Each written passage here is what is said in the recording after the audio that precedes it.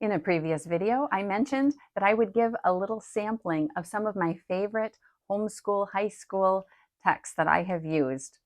So today, I will be talking about what I used for world history. Christ the King, Lord of History. This is by Anne Carroll. It is a Catholic world history from ancient to modern times. This, in conjunction with this workbook, including an answer key. This is by Belinda Mooney. I use this for a 2-year world history course, usually 10th and 11th grades. Now, why? Why am I going to recommend this for world history?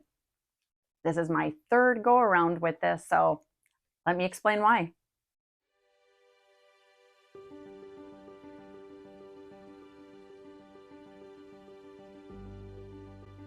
The whole premise of the book is that the incarnation is the most important event in history.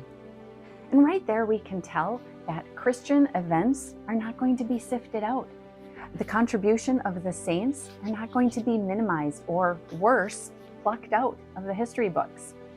Right, the author, Anne Carroll, states, "We cannot really understand the history of the world unless we look at it from the standpoint of the incarnation."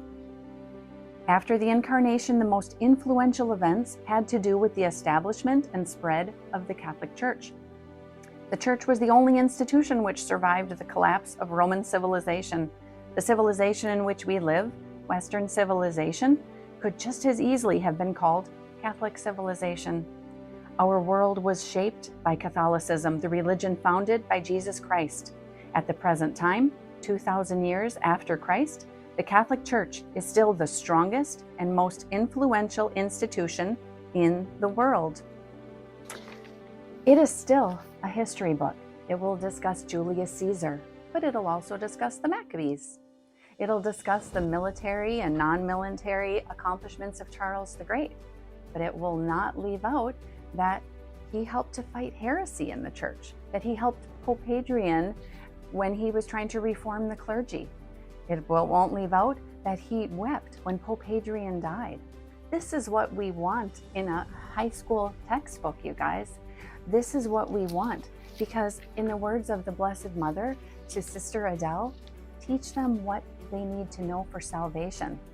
So they'll be learning world history, but they will also learn about the salvific way of life exemplified by so many saints. Saint Athanasius, Pope Sixtus and his 4 deacons, Saint Helena. So I invite you to check it out. Mary, Queen of Heaven, pray for us. Saint Elizabeth, pray for us.